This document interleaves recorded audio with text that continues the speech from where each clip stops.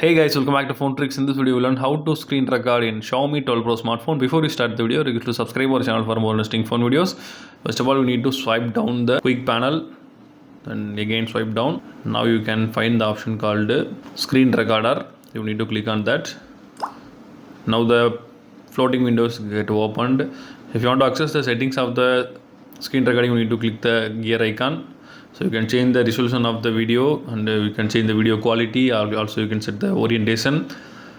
You can choose a system sound, or you can even choose mic sound also. Also you can set the frame rate. So the highest frame rate supported by the screen recorder is 90 fps. You can change. Also you can enable for show touch gestures if you want to record any tutorial like that. So after you set the setting up, you need to click on the red color icon to start the screen recording. Now the screen recording is started. You can see. So if you want to stop the screen recording, you need to click on the floating window, then click the stop button. Now the screen recording is saved into the gallery. You can viewing by clicking play to start the screen recording. Now the screen recording is started. You can see.